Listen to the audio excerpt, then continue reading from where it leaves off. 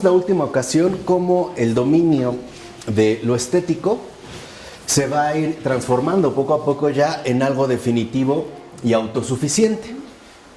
E incluso vamos a ver que dentro, digamos, de este perfil llevan la inmanencia un paso más allá, ya que no solo adoptan una ética en términos referidos exclusivamente al bien humano, sino que este bien se inmanentiza en otro sentido. O sea, lo que es intrínsecamente valioso se identifica con lo interior, con lo mental, con la experiencia y la sensibilidad subjetiva, ¿no? Ahora digamos, el peso fundamental de las valorizaciones recae en el ámbito interior del propio sujeto, ¿no? Se ha subjetivizado. De hecho, dice Taylor, eran en buena medida éticas subjetivizadas en cuanto la acción externa estaba centralizada en la interioridad. O sea, ahora el peso cae en la interioridad subjetiva. Y esto precisamente anticipa un desplazamiento importante ocurrido en la segunda mitad del siglo XX, ¿no? Que es ya más o menos por donde nos vamos colocando. En este caso, es importante señalar que la importancia de la creación de estos espacios para la no creencia, mediante los cuales la reacción incluso contra el materialismo, ¿no? En el sentido de énfasis dado al bienestar puramente material, no es impulsada hacia formas religiosas, sino que pueden encontrar expresión también atea, ¿no? Digamos, esta reacción no significó precisamente un retorno a lo religioso, sino que también se podía dar de forma atea. Por ejemplo, la idea de algo incomparablemente superior que rompe absolutamente con el sentido ordinario de las cosas con las que nos hemos educado, puede aparecer ahora en el seno de una perspectiva no creyente, ¿no? De tal forma que entonces vemos como este desplazamiento no necesariamente implicó una especie de renovación religiosa, sino que también dio pie a un ámbito no creyente, ¿no?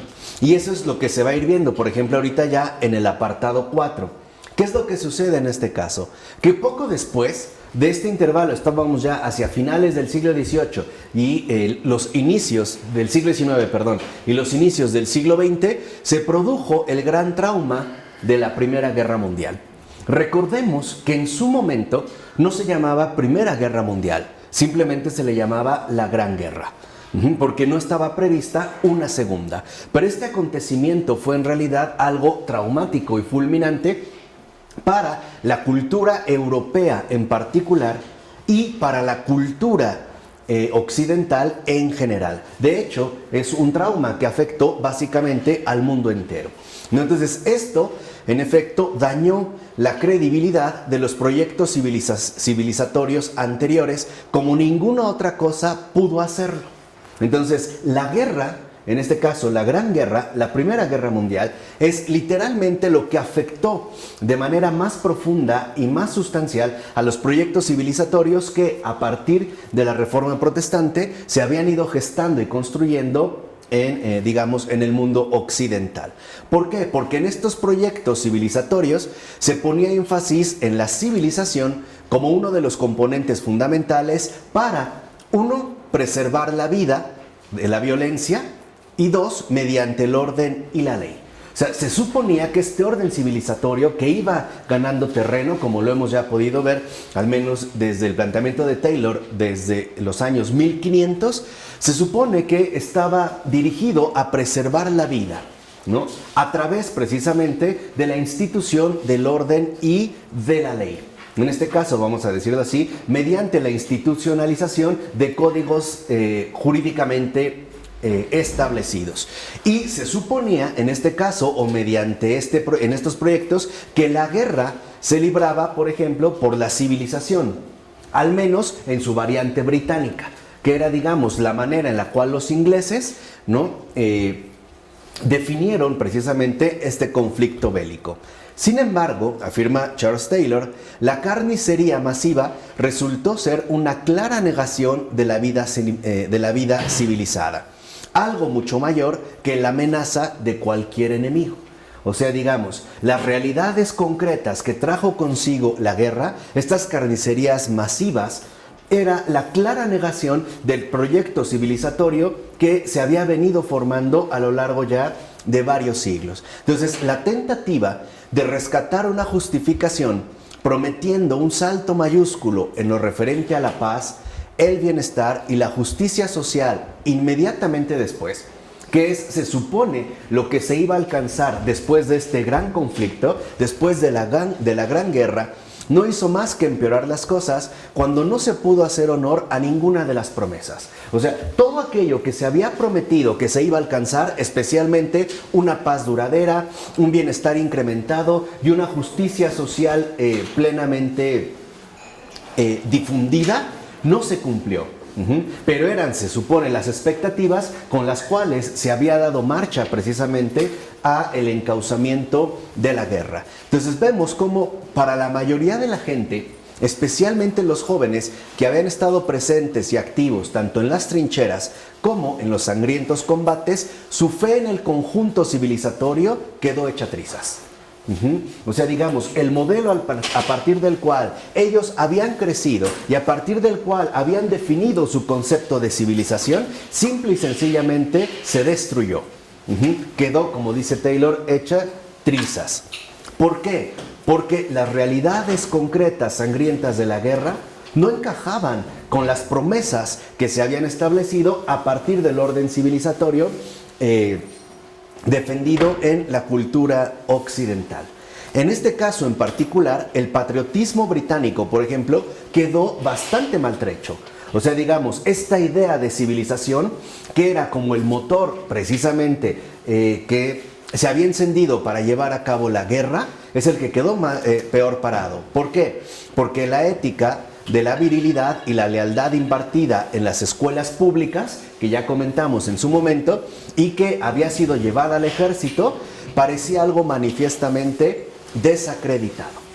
O sea, la formación que habían recibido, especialmente los jóvenes, se había visto desacreditada por las realidades concretas que ahora habían experimentado, sobre todo en el campo de batalla. Entonces, por ejemplo, las grandes palabras que la envolvían y le daban significado a este tipo de educación, ¿no? Honor, sacrificio, por Dios, por el rey, por la corona, por la patria, por los seres queridos, por el imperio, por mencionar algunas de las que aparecen en la inscripción del monumento al soldado desconocido, que todavía se conservan, sonaban ya huecas.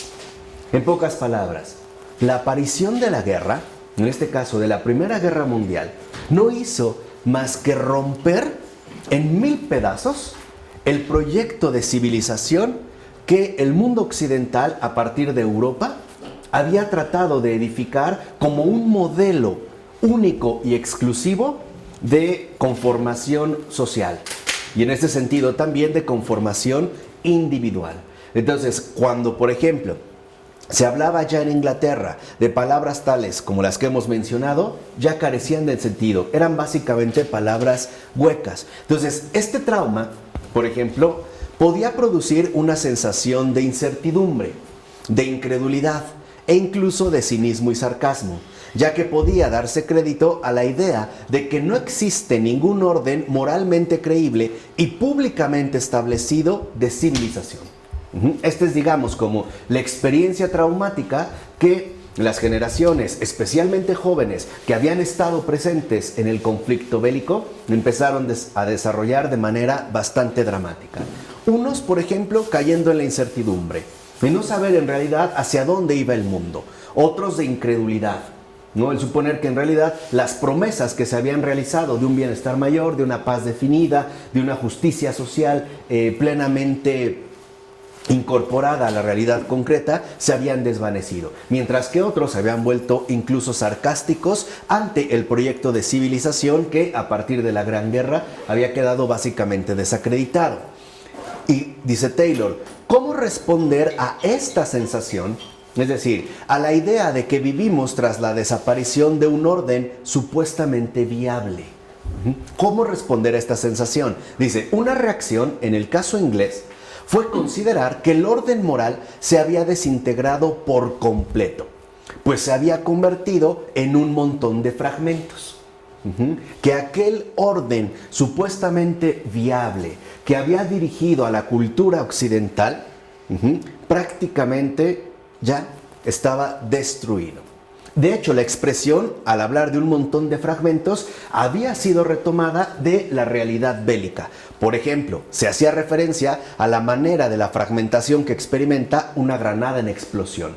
¿No? El que todo, finalmente, ¿no? La fragmentación de una granada. Entonces, las bombas, ojo, no solo habían caído sobre los campos y las ciudades, también el alma humana, formada bajo este orden de civilización, había quedado también destruida. Las bombas también habían sacudido duramente, ¿no? Las almas de los hombres. Y a partir de aquí, lo mismo que los fragmentos dispersados, se podían tomar diferentes direcciones o trayectorias, ¿no? Ante esta explosión, pues la gente básicamente adoptó varias trayectorias para poder precisamente responder o reaccionar ante un acontecimiento de esta magnitud.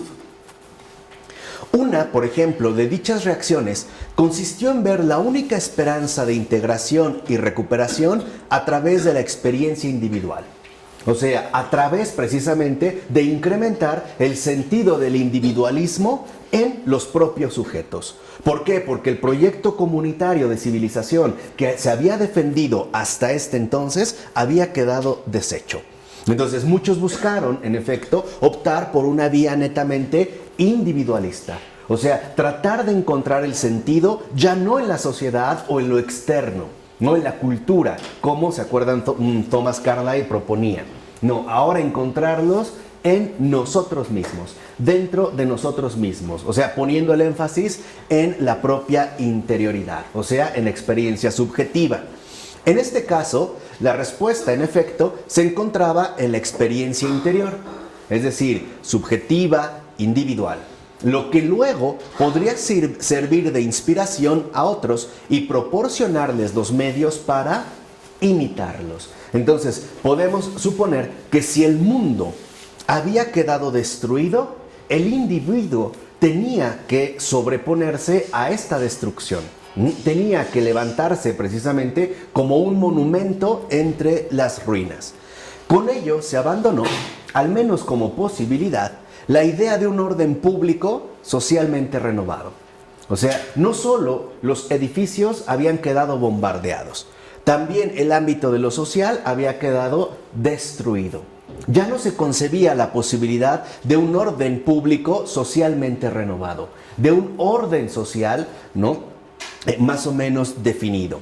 En otro caso, por ejemplo, otra reacción consistió en promover una reordenación radical, que por lo regular proponía soluciones extremas desde la derecha o desde la izquierda. Es decir, lo intentaron hacer a partir de la política.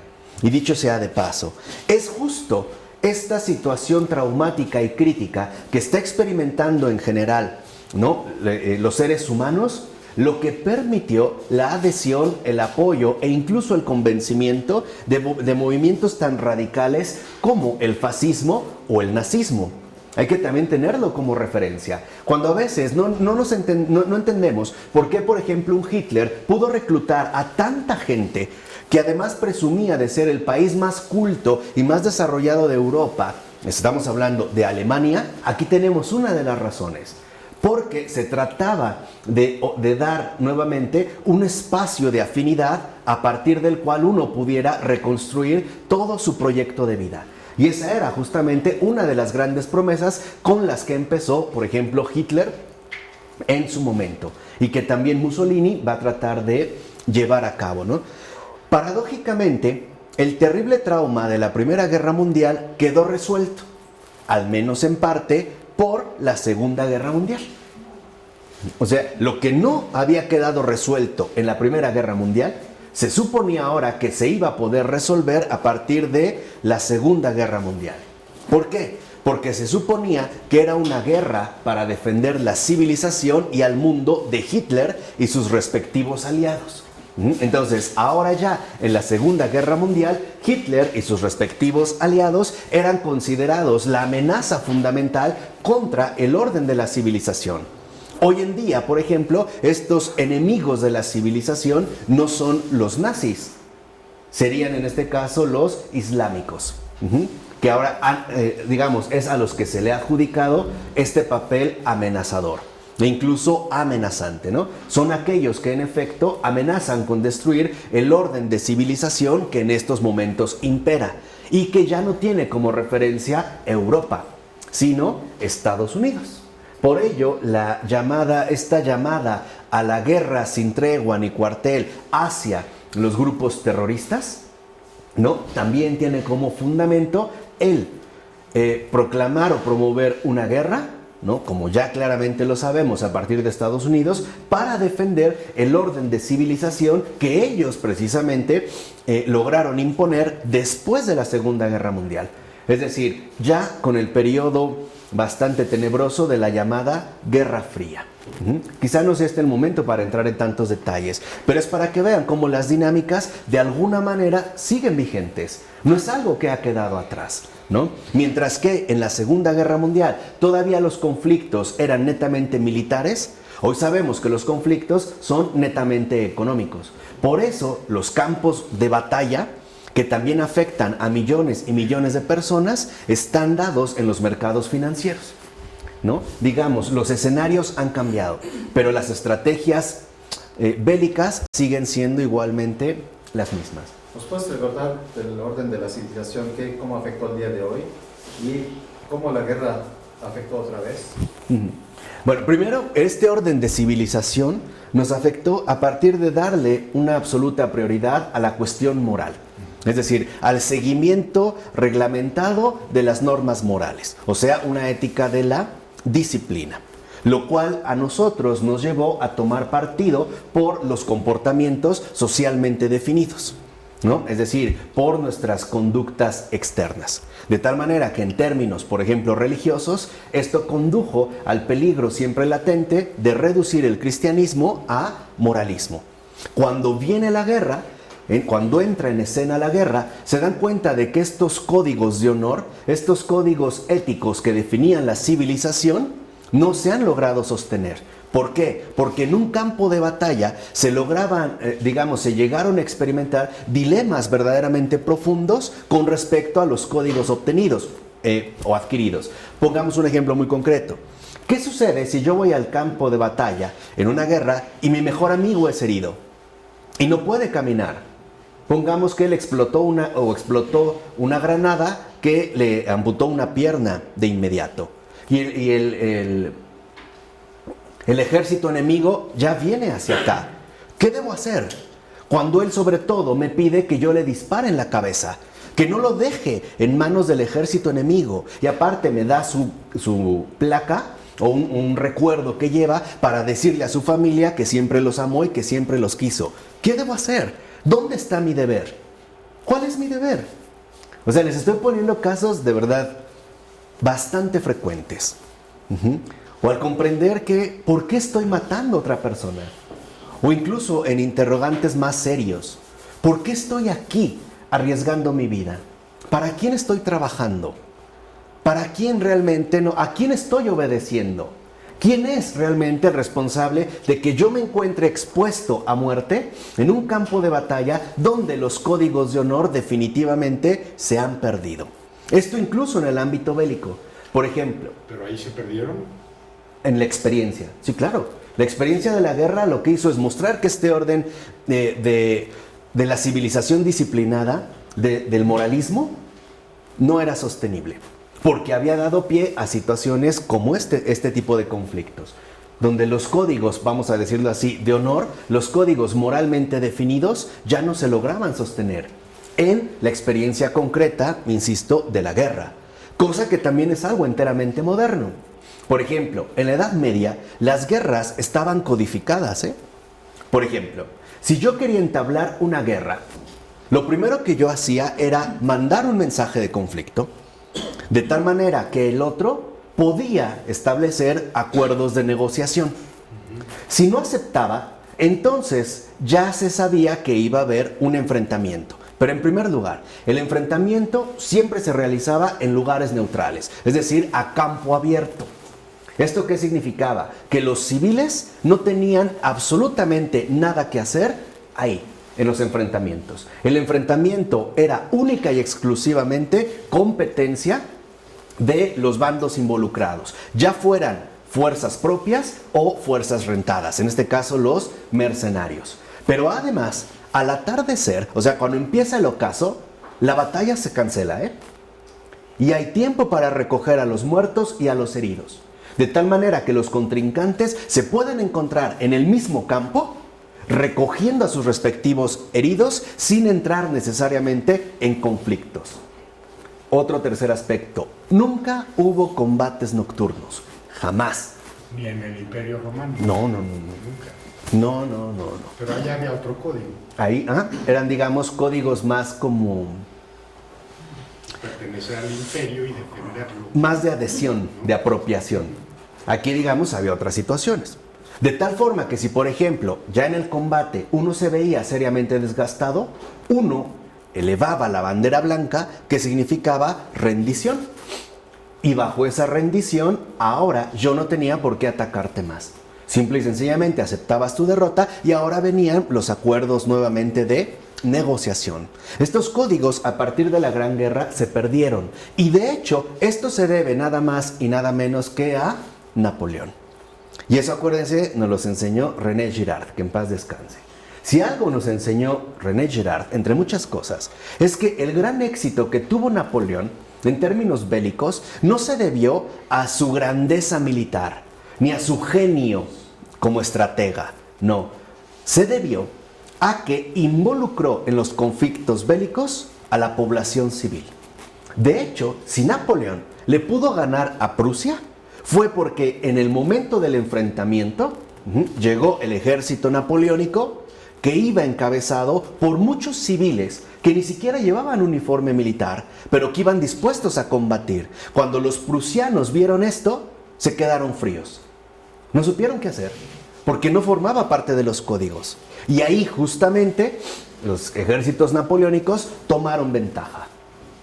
Después, esta fue, digamos, la gran idea napoleónica de que para que un Estado contara siempre con una fuerza militar disponible, toda la población civil tenía que estar registrada en el mando militar. Es gracias a Napoleón que por lo menos, básicamente en todos los países occidentales, se realiza el servicio militar obligatorio. Esto significa que entonces un civil no está exento de participar en un conflicto bélico. Esta es una cuestión de Napoleón. Esto cambió las reglas. Hubo el reclutamiento de civiles. Lo vemos también en la Primera Guerra Mundial. Muchos jóvenes en su vida habían tenido entrenamiento estrictamente militar. Y el único entrenamiento que tenían a veces consistía en un día o en horas. Y eran enviados como reses al matadero a enfrentarse en un conflicto literalmente sangriento, ¿no? Sin ningún tipo, en ese sentido, de preparación. Y hemos llegado al extremo hoy en día donde, los conflictos ni siquiera son avisados.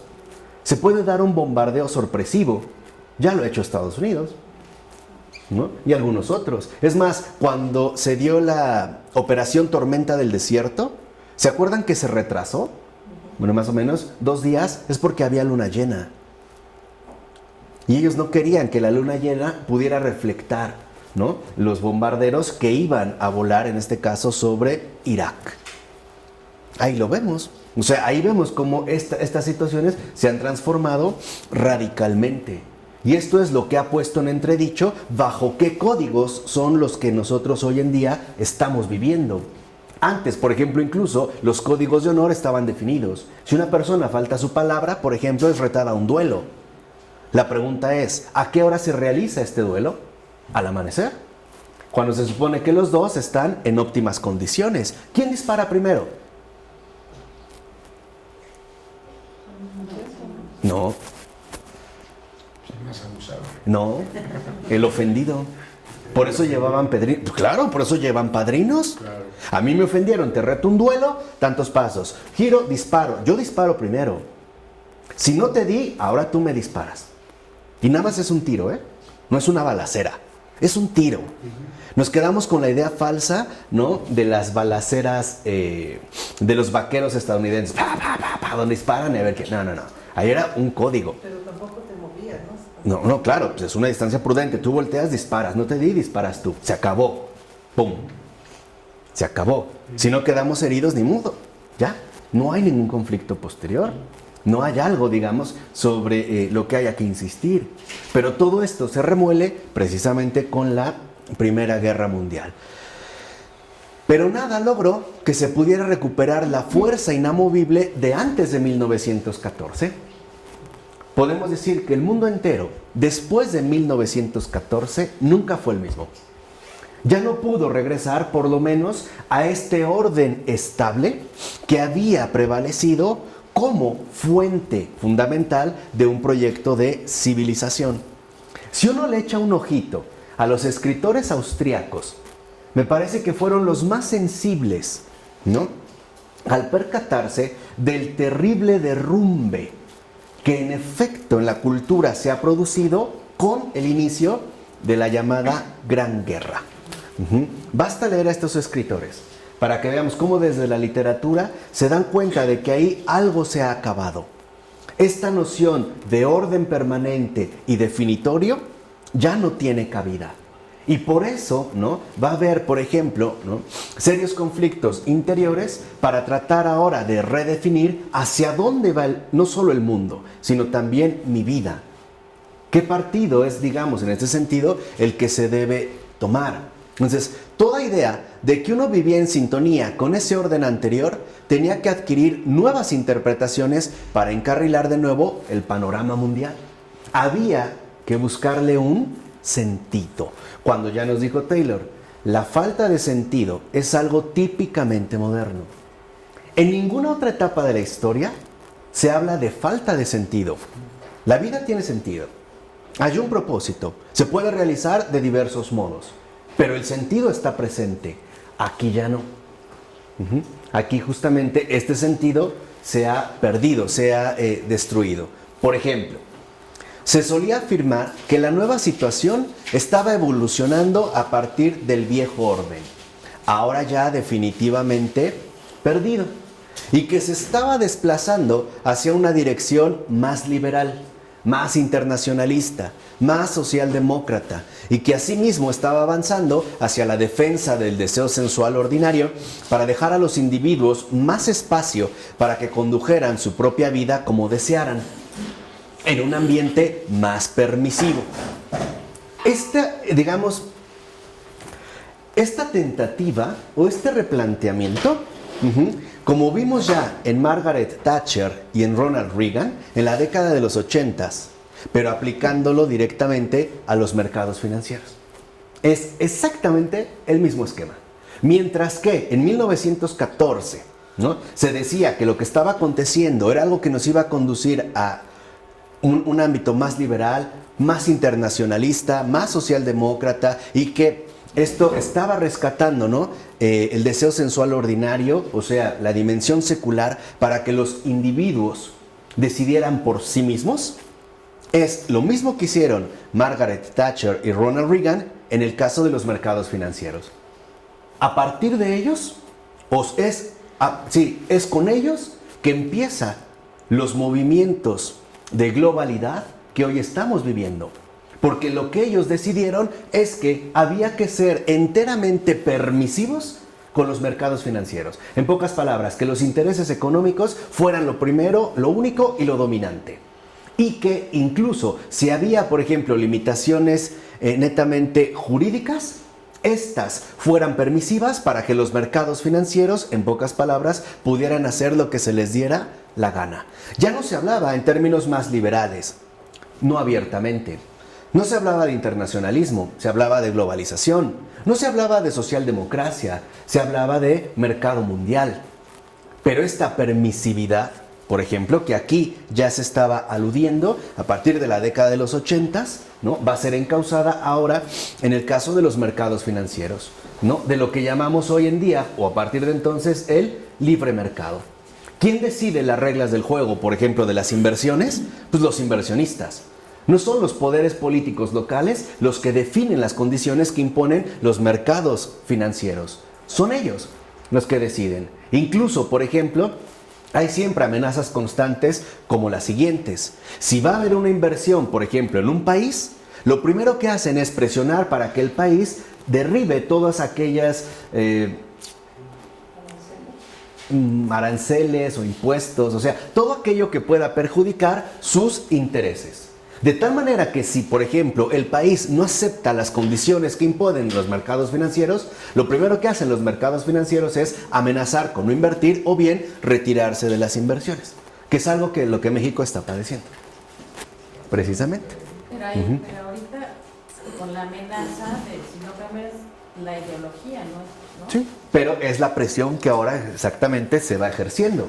O sea, lo que quiero que entiendan aquí es que se hablaba, en pocas palabras, que estábamos entrando en una época más permisiva, donde básicamente, ¿no?, se abrirían los ámbitos para que cada individuo eligiera por sí mismo, decidiera por sí mismo. ¿Qué es lo que le ha dado fuerza, por ejemplo, a la llamada ideología de género?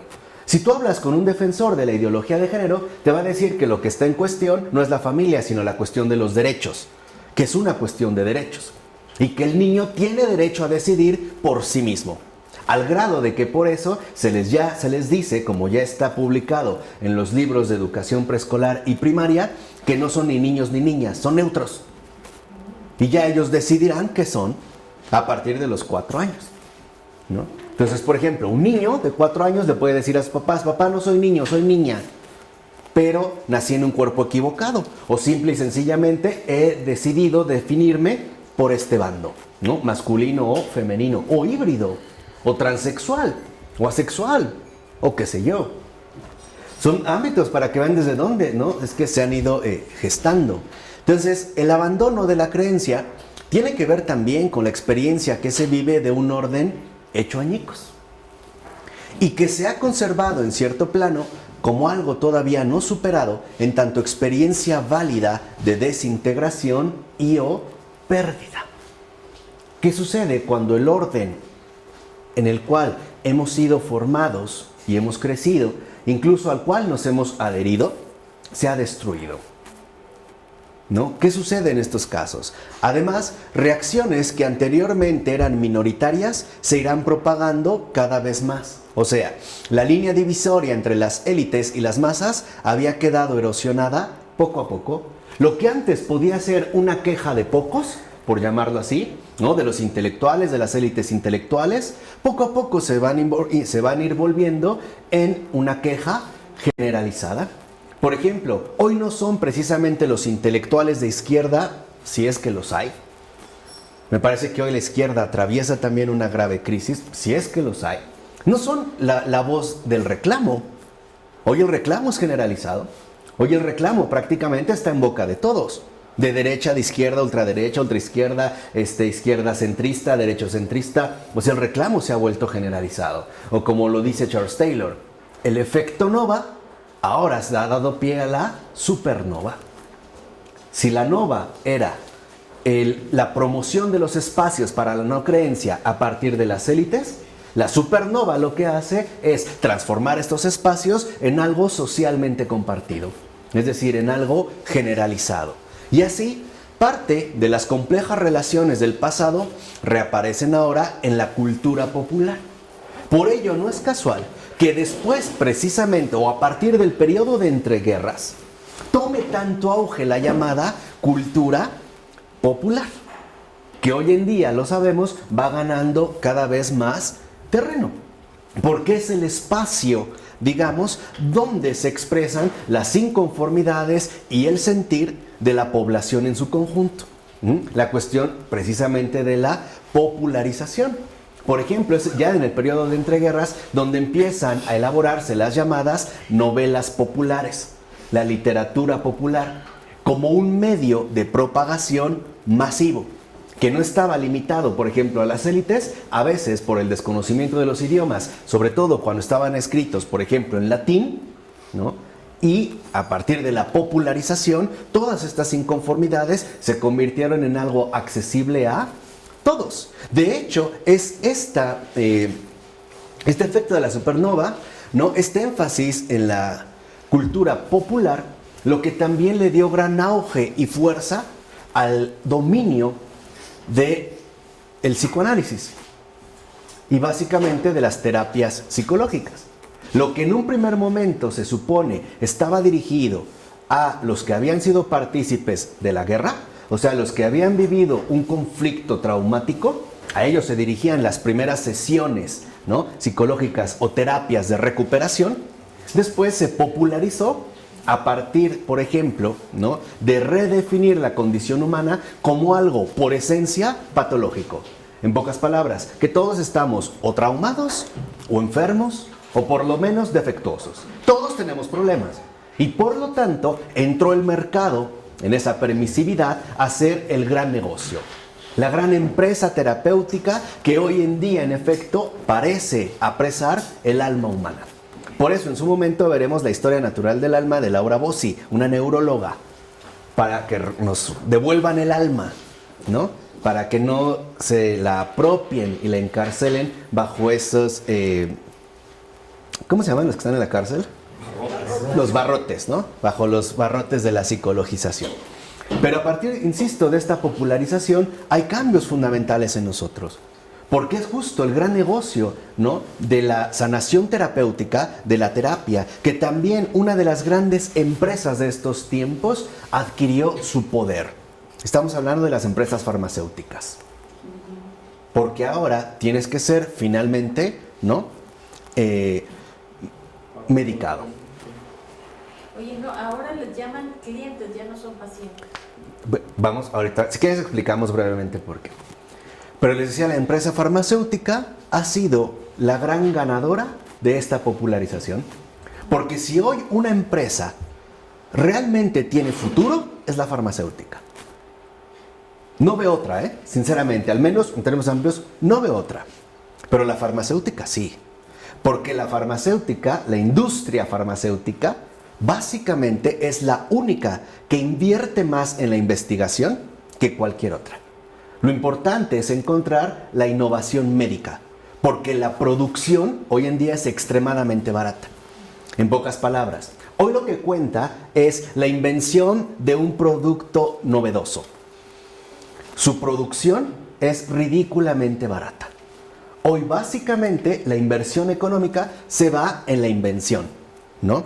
Vamos a decirlo así, en los que hoy en día pueden llamar genios creativos, como por ejemplo un Steve Jobs o el de Facebook o qué sé yo, ¿no? Están a la búsqueda de estos genios creativos que pueden dar una idea que sea económicamente hiperproductiva.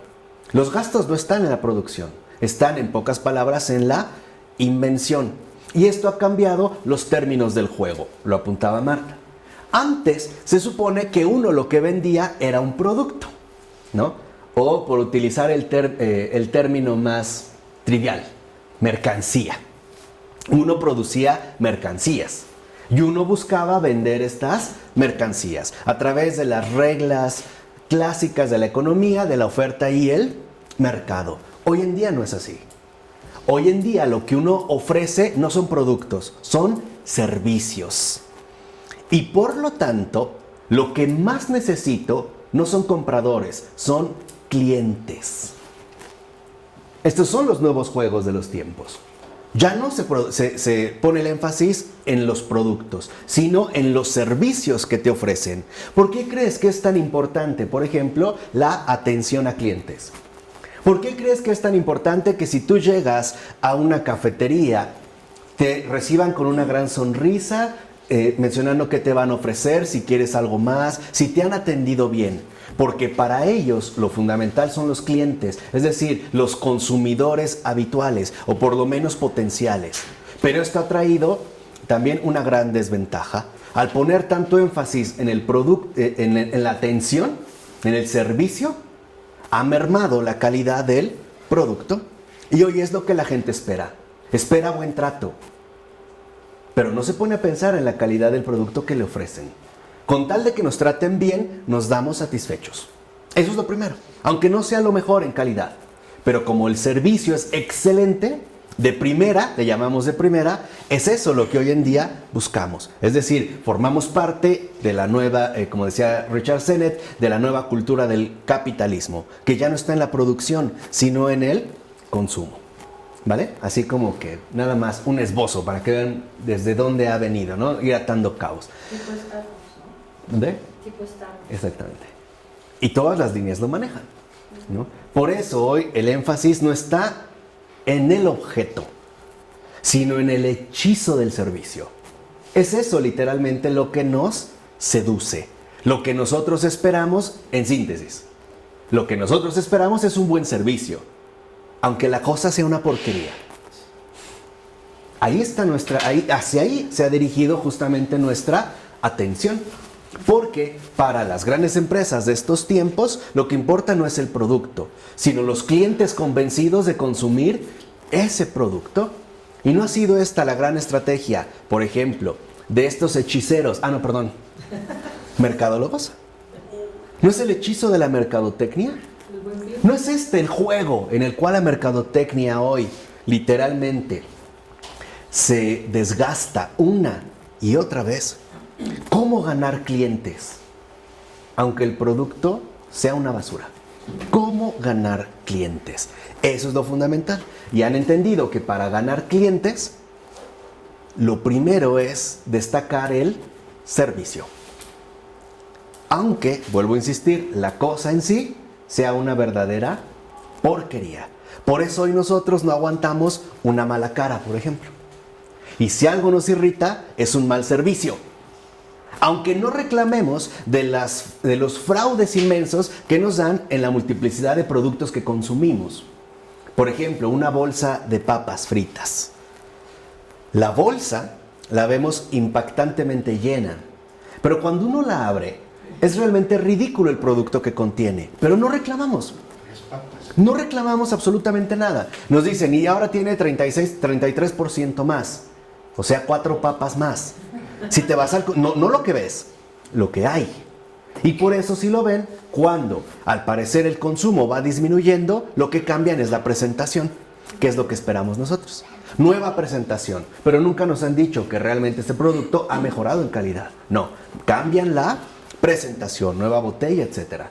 Porque esos son los términos en los que hoy nosotros nos vamos moviendo.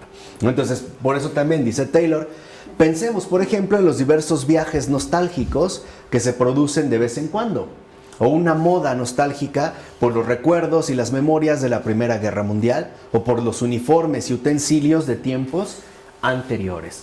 No, hay una nostalgia por una especie de época perdida, pero que ciertamente es ya irrecuperable. Entonces, en todo ello, hay una especie de nostalgia por una era de certidumbre perdida. Y junto a esto, también aparece una suerte de consuelo por el arraigo de este pasado desaparecido. Entonces, todo esto ha propiciado finalmente que se ensanchen los espacios de la no creencia, ya sea en la forma de creencias políticamente ideológicas, como la de que el Estado, y solo el Estado, debe intervenir para promover una mayor justicia y bienestar social, o socialmente liberales.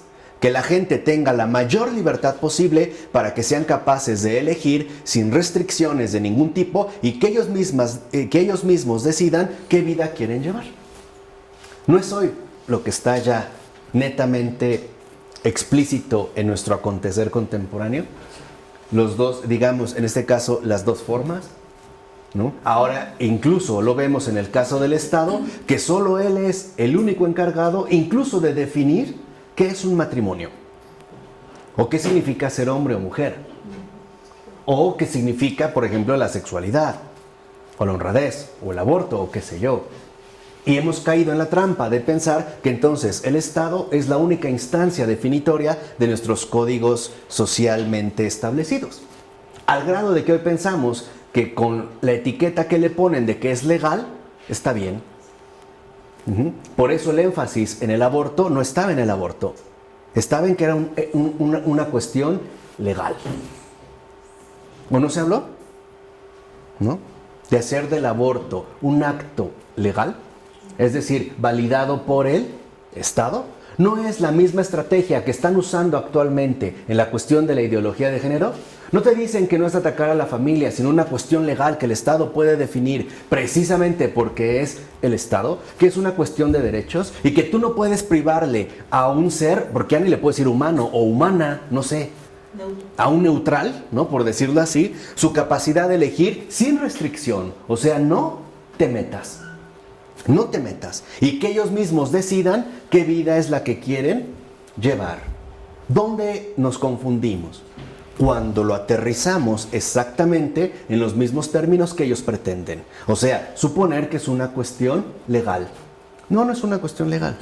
No tiene que ver con una cuestión legal. Tiene que ver con una cuestión moral. Y por moral hay que entender no la predicación discursiva de ciertos valores. No. La moral es la encarnación de los valores. La moralidad es la encarnación de los valores que permiten a la humanidad recorrer el mejor camino. Esa es una cuestión moral. No se trata de hablar de valores, se trata de encarnarlos. Y esto es a veces en lo que a nosotros precisamente nos cuesta trabajo tomar alguna postura definida. De hecho, los espacios para la no creencia son muy variados y complejos y ha aumentado la aceptación de los elementos irracionales y negativos que comporta, aunque la identidad impermeabilizada está habitada, supuestamente, por la misma confianza serena. Por ejemplo, puede ser que seamos escépticos, pero lo somos desde un escepticismo confiado, o sea que para nada nos transmite preocupación alguna. Así pues, lo que está implícito aquí es que existe alguna posible opción global de creer, que en este caso se niega con prudencia, valentía o indiferencia, quizá porque suponemos que comporta creencias innecesarias, gratuitas, estériles e infundadas acerca de cosas que la identidad impermeabilizada considera afortunadamente externas y dignas de ignorarse. ¿No es la consecuencia de esta permisividad y de sugerir en pocas palabras la cuestión del liberalismo? ¿No es este, digamos, el verdadero efecto del liberalismo? Porque seamos sinceros, el liberalismo no solo es una teoría política, tampoco es solo una teoría económica. El liberalismo es una teoría metafísica, porque para el liberalismo la única fuente de legitimidad es el yo autónomo. Y se ha convertido este yo autónomo en algo incuestionable. Por eso, para nosotros, el liberalismo resulta tan seductor. Lo que el liberalismo nos sugiere es que nada ni nadie, o sea, nada exterior, ¿no?, debe intervenir en nosotros. Que nosotros mismos somos en efecto la única afirmación de todo y de todos. En pocas palabras, que somos autónomos y que nadie debe intervenir en nuestros asuntos. Y para darle más peso a esta seducción metafísica, se habla de que posees derechos, que es tu derecho a elegir, y que si alguien atenta contra este derecho, está atentando contra lo más sagrado que tú posees, tu yo mismo, tu mismidad, tu aceidad, tu yoidad, como lo quieras pronunciar, tu yo mismo. De tal forma que ahora tú eres la única fuente originaria que se vuelve absolutamente invulnerable. Nada ni nadie debe intervenir en ti. Tú lo eres todo. Tú eres ley para ti mismo. Lo primero es este yo absolutizado que se ha colocado como la base para construir todo el posterior proyecto que hoy en día en efecto llamamos liberal, sin ningún tipo de restricciones, sin ningún tipo de indicaciones. Que nadie, en pocas palabras, se meta contigo. Y de hecho, el liberalismo en este sentido metafísico no es tan reciente. Se lo debemos a René Descartes, que aísla al sujeto, al yo pensante, como algo autosuficiente, algo pleno, que no necesita de nada exterior para poder autodefinirse. ¿No? Porque, a ver, vamos a dudar de todo. Ahí está. El primer gran liberal es Descartes. Ese es el primer gran liberal, en ese sentido metafísico, serio, ¿no? Ya después vendrán sus continuadores en otros ámbitos.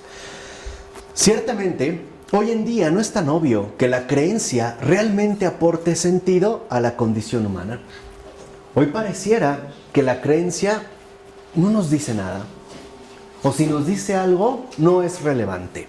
¿no? Más bien, tendemos a suponer que a la dimensión de la profundidad se accede a través, por ejemplo, del arte, o prácticas que supuestamente poseen un grado de profundidad mayor que las usuales, cuyo lenguaje más sutil, es decir, lenguaje descomprometido, puede abrirnos camino hacia algo más. Por ejemplo, la yoga. Es un lenguaje, la yoga te lleva a ningún lugar definido. Es un lenguaje sutil, no hay una definición. Simplemente hay una especie de interiorización, ¿no?, que parece sugerirnos un grado de profundidad mayor que nuestras actividades normales. Pero no hay una definición, por eso te dicen, aquí no es algo religioso, no es algo de creencia, o sea, cualquiera puede participar. Todo es cuestión de que te relajes y que te concentres finalmente, ¿no?, en la energía que recorre todo tu cuerpo para alcanzar la mayor plenitud posible. Entonces pareciera que si yo me involucro en este tipo de prácticas, estoy practicando algo superior, algo que tiene como una especie de olor a superioridad, ¿no?, y que puede reflejarse incluso en mis propios hábitos de vida. Por lo regular, los más comprometidos con la yoga son vegetarianos o incluso veganos, por no decir pacifistas, ¿no?, antiviolencia, detestan las corridas de toros, ¿no?, el maltrato animal, aunque no estoy tan seguro que detesten de la misma manera el maltrato humano. Creo que ahí no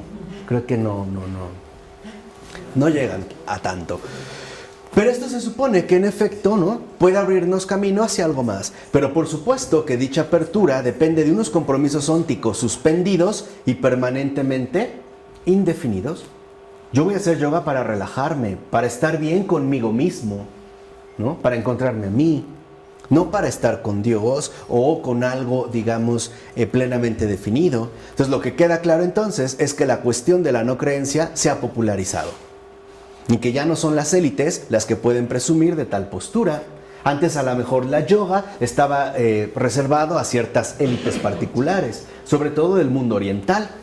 Hoy en día podemos ver que el acceso a la yoga está prácticamente en todos lados. Lo mismo con el Feng Shui, que podía ser una práctica para ciertas élites, hoy está al alcance de todos, ¿no? O sea, ya no es algo que solo unas ciertas élites puedan mantener.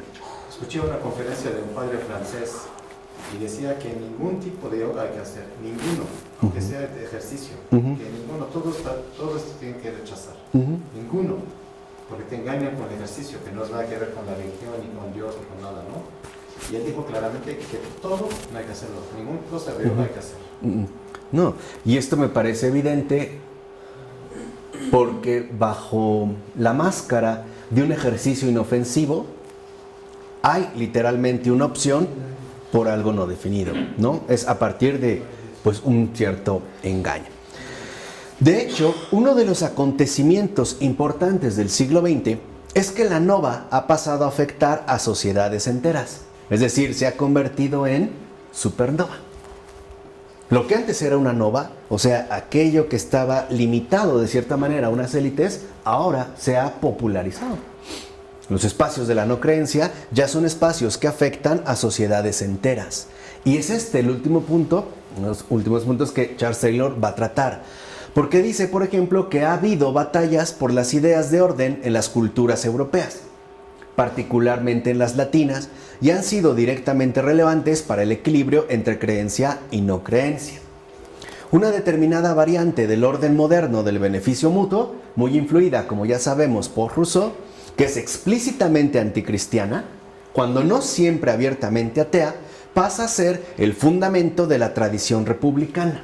Primero en Francia y después en otros lugares alrededor del mundo. O sea, aparece la formación del republicanismo, la configuración de las llamadas repúblicas en sentido moderno, que ante todo se van a definir por ser anticristianas, cuando no abiertamente ateas. En este caso vemos dos cosas. Primero, se concibe que la democracia y los derechos humanos son inseparables de la idea de que los seres humanos son, en principio, inocentes, o en esencia, buenos por naturaleza. Y por eso, segundo, el orden político adecuado solo puede prosperar si reconoce y celebra esta naturaleza incorrupta, es decir, no pecadora, y las consiguientes virtudes que le son propias. Así pues, la religión, concretamente la doctrina cristiana del pecado original, no puede sino atentar contra esta idea, minando sus cimientos. Por eso es que para las repúblicas, en sentido moderno, el cristianismo es inaceptable. Porque para las repúblicas, lo mismo que para su inspirador Jean-Jacques Rousseau, nosotros somos absolutamente incorruptos por naturaleza. Somos definitivamente buenos por naturaleza. No hay pecado, mucho menos un pecado original, que era una de las grandes cosas de las cuales se vanagloriaba el propio Rousseau, que nos había logrado liberar finalmente del lastre que se llama pecado original. Y este es el modelo que se va a ir adoptando. Por eso, la sociedad libre debe inculcar una filosofía, obviamente secular, para poder construir un imaginario social que esté fundado en el humanismo exclusivo, ¿no? Como hoy sabemos que se habla sobre todo de la dimensión civil de la existencia humana. Por ejemplo, en las escuelas nunca se hace referencia al pecado, solamente a las faltas legales, ¿no?, que podemos llegar a cometer. No hay una referencia a algo más allá. O sea, en pocas palabras, si fallamos, a quien le fallamos es al Estado. Nada más. No hay algo más. A la moral. O a la moral, digamos, ¿no?, plenamente codificada. Las normas sociales que se han impuesto. Así que los revolucionarios originales, en su periodo radical, atacaron a la iglesia. Fue sobre la primera que se fueron, cometiendo todo tipo de sacrilegios. Y trataron de provocar una descristianización igualmente radical. Eso era lo primero. Por ejemplo, uno de los lemas de los revolucionarios franceses en su periodo radical era acabar con el último aristócrata, con el último rey, ahorcándolo con las tripas del último sacerdote. Ese era su tema. Entonces se iban, por ejemplo, ¿no?, a las parroquias, haciendo los mayores sacrilegios, sacaban la hostia, defecaban, orinaban sobre ellas, la pisoteaban, se reían, le escupían. Pero entonces, ¿por qué darle tanta importancia? Si ahí no hay nada, ¿por qué mostrar tanta rabia? ¿No? ¿Por qué hacer estas exaltaciones ridículas? Por ejemplo, bajo el gobierno de Robespierre, donde incluso se buscó sustituir la tradición cristiana con una filosofía secular, a manera de religión del ser supremo. Se habla ahora del ser supremo, de tal forma que entonces ahora la política sea una especie de sustituto de la religión, pero adaptada a las exigencias seculares, o sea, bajo una mentalidad republicana, no bajo una mentalidad moderna. Y esta hostilidad republicana hacia la religión se radicalizó todavía posteriormente, tanto desde el punto de vista social como metafísico en el socialismo marxista, el cual estaba comprometido explícitamente con una perspectiva atea. Y después, muchos gobiernos socialistas y movimientos revolucionarios han atacado a la Iglesia con gran vigor y virulencia.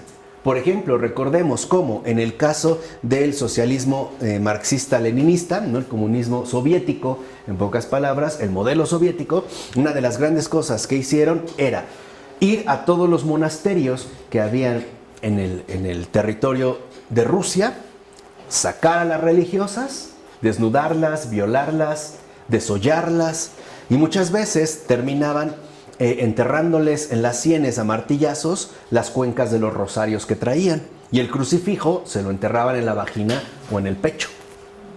¿Saben lo que nos comentan? Pero es cierto, para que vean esta radicalización. O a los sacerdotes, digamos a los anacoretas, que viven en los grandes bosques, ¿no? Para ellos el desierto es la tundra, ¿no?, rusa, pues los crucificaban en árboles o en ramas. Con el cuchillo les marcaban una cruz, les arrancaban la piel, les embarraban miel y ahí los dejaban para que los insectos llegaran y los torturaran. Ahí se ve, por ejemplo, este tipo de radicalización que en otros países se han vivido, por ejemplo, como China, Corea y algunos otros lugares. Y que hoy seguimos viendo, por ejemplo, en varios otros sitios. Entonces, esta alineación entre el orden moral los derechos humanos, la democracia republicana y el ateísmo, contribuyó a provocar la contraalineación de la reacción llamada Restauración, que fue, digamos, como la reacción ante esta alineación. La Restauración trató de restablecer la perspectiva cristiana tradicional, pero fue una tarea imposible, ya que lo ceremonial, por ejemplo, carecía ya del mismo significado. De hecho, la justificación de la jerarquía bajo la monarquía tenía que descansar en la afirmación de que ella, y solamente ella, sirve para producir el orden. O sea, solo si hay jerarquía y por ende monarquía, puede haber precisamente orden. Entonces, tras el caos de la Revolución Francesa, a mucha gente, sobre todo entre las clases aristocráticas, les parecía una opinión por demás plausible y además comprensible.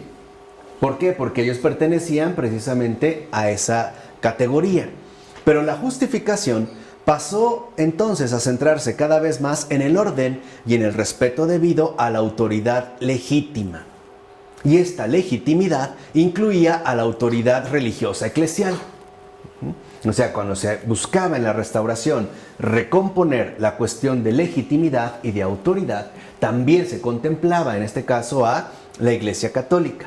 Entonces, en este caso, la democracia y su respectiva concesión del derecho a juzgar a todos y a cada uno por cuenta propia parecía ser un aliado natural del libre pensamiento, es decir, de la herejía. Y aquí hay un detalle también que a veces se pasa por alto. El libre pensamiento del que tanto se abogaba consistía en conceder, fíjense otra vez, términos jurídicos, el derecho a juzgar a los demás por nuestra propia cuenta. Hoy me parece que el libre pensamiento era la promoción de que cada quien dijera lo que se le diera la gana, aunque fueran puras estupideces, y todos los demás nos aguantamos, porque es su derecho, ¿no? Cuando en un principio este libre pensamiento estaba identificado claramente con la herejía. Así, por ejemplo, que en 1791, cuando Pío VI comentaba la Declaración Republicana de Derechos de la Asamblea Nacional, o sea, la alineación... Ahí, ¿dónde está? La alineación del orden moral, los derechos humanos, la democracia republicana y el ateísmo, cuando la criticaba, condenaba precisamente esta licencia para pensar, hablar, escribir y aún imprimir con impunidad todo lo que la imaginación más desenfrenada, ya que se trataba de un derecho monstruoso que sin embargo le parece a la Asamblea resultar de la cualidad innata y de la libertad de todo hombre. Eso es lo que se reclamaba. Hoy en día para nosotros lo que prevalece son los derechos, o sea, los códigos jurídicos, no las formas. Vuelvo a repetir, hoy cualquiera dice que tiene derecho a expresarse, aunque lo que diga sean puras tonterías. Y los demás no tenemos el derecho a callarlo, porque entonces somos intolerantes. ¿Lo ven? Ahora se maneja aquí, que es uno de los grandes problemas que la sociedad contemporánea no ha logrado resolver y que ni siquiera ha logrado plantear. De hecho, hablar de una democracia liberal es una contradicción en los términos. Ya Michael Sandel lo ha manifestado perfectamente bien, porque se supone que la democracia apela por lo menos al peso que puede adquirir la mayoría. ¿Estamos de acuerdo? Y sobre todo la mayoría popular. Pero el liberalismo opta por la defensa a ultranza de la propia individualidad. Y ahí es donde entra el conflicto de derechos. Por ejemplo, hoy al parecer las que se ven más privilegiadas de esta contradicción fundamental son las minorías. Por ejemplo, en una escuela, una persona puede ir vestida de cierta manera que no sea, digamos, como el estatus ordenado, y no obstante, puede o tendría la posibilidad, en caso de ser reprendido o suspendido, de llevar a cabo una demanda. O sea, bajo los mismos lineamientos operativos de la legalidad. O sea, puedo demandar porque no están respetando mis derechos individuales. Me están discriminando. Pero cuando a este le permiten o respetan sus derechos, ¿qué pasa entonces con los demás? Ya no hay una equidad. Ahí hay literalmente, ¿no?, un conflicto que hoy no se logra resolver. Porque por un lado se quiere quedar bien con todos y con cada uno de manera individual. Y ahí es donde encontramos hoy las tensiones más fuertes al respecto. Y ya, por ejemplo, en 1864, su sucesor, Pío IX, sancionó en una encíclica, entre otras proposiciones indignantes, que el pontífice romano puede y debe reconciliarse con el progreso, el liberalismo y la civilización moderna. O sea, lo que decía el libre pensamiento es que la Iglesia se tiene que doblegar ante el modelo moderno de progreso, liberalismo y civilización moderna, que es el mismo reclamo que hoy en día se le sigue haciendo, por ejemplo, a la Iglesia Católica, ¿no? Cuando la Iglesia Católica habla de una cuestión política, lo que le dice el Estado es: cállate. Tú no puedes hablar de esto. No es de tu competencia, ¿no? Sería una cuestión, digamos, que competiría al Estado. Así pues, en sus diferentes variantes, pero partiendo del individuo inocente y subrayando ante todo los derechos humanos, las libertades y la democracia, un ideal de orden se pone en guardia frente a un contraideal que hace énfasis en la obediencia, la jerarquía, el sentimiento de pertenencia e incluso el sacrificio necesario para una amplia mayoría. De hecho, a los defensores del contraideal les parecía que era la forma más obvia para evitar el caos, tanto político como religioso y social. En este caso, los defensores del contraideal son los católicos, ¿no? Son los de la oposición, como bien los describiera ya Václav Havel. A finales de siglo, todavía con mayor seriedad, surgen movimientos basados en alguna variante del contraideal, pero poco a poco y de manera progresiva se van alejando de sus bases cristianas fundamentales y acabaron por orientarse también en una dirección no creyente, donde los héroes están más próximos a los guerreros de la antigüedad y donde el sufrimiento es una dimensión insoslayable de la condición humana que dichos héroes aprenden a afrontar y superar. Entonces podemos ver también cómo lo que en un primer momento era una postura definida como contraideal, es decir, como catolicidad, poco a poco se va erosionando de tal manera que ahora los que en un principio eran católicos, poco a poco van dejando de serlo. Van optando por otras alternativas que tienen que ver más bien con una dirección no creyente, donde se exalta ante todo la figura del héroe, del socialmente destacable, de aquel que adquiere vanagloria por, digamos, los gestos heroicos que es capaz de realizar por, ¿no?, el pueblo. En ese sentido fuerte de popularización. Y esto nos ayuda ya para acabar con la lección de hoy, a entender por qué también, por ejemplo, algo como la teología de la liberación tuvo tanto impacto y lo sigue teniendo. Por eso vemos como muchos sacerdotes dicen: no, lo importante no es seguir celebrando misa, sino involucrarme de lleno en las luchas sociales de los pueblos oprimidos, de los pueblos marginados. O sea, en los grupos, en este caso, por ejemplo, indígenas. ¿Qué es lo que se destaca en este caso? Ya no es el sacerdocio, sino el acto heroico de entrega por una causa socialmente señalada, ¿no? El compromiso con una lucha de tipo social que involucra seguir otro tipo de criterios, ¿no? El dejar, por ejemplo, la sotana para ahora tomar las armas, aunque no sean necesariamente armas militares, pero sí armas ideológicas. Por eso hay también, digamos, de parte de varios católicos, la tentación de caer en el activismo, o sea, en el heroísmo social, en el creer que en efecto el católico está llamado a destacar socialmente. Cuando, y ya lo sabemos, si algo realmente está llamado el católico es al fracaso histórico. No es la historia, el ámbito del éxito del católico, no está ahí. Porque, en efecto, lo importante en momentos críticos como estos no es que el católico, ojo, triunfe ante el mal. Entiéndanlo, por favor. Lo importante en estos tiempos es que el católico no se desanime ante el mal, que no se dé por vencido fácilmente. La lucha es espiritual, no es material. Ajá. La lucha no es social, la lucha es espiritual. Pareciera que el mal, ¿no?, va ganando la batalla. ¿Y cuántos no hemos sucumbido a esta tentación? Sin ni siquiera ver el intento de llevar a cabo un verdadero combate. Por eso, como dice Charles Péguy, en uno de los libros que se acaban de publicar este año, por no decir hace 2 meses, en español, que es una selección que hizo Hans-Urs von Balt, ya más actualizados no los puedo tener.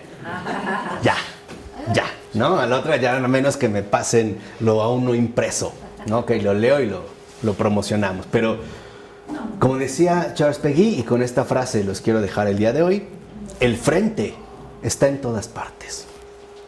Ahí está el frente. Y lo decía también en su momento el gran Dietrich von Hildebrand, en este libro también recientemente publicado, a inicios de este año, de Mi lucha contra Hitler.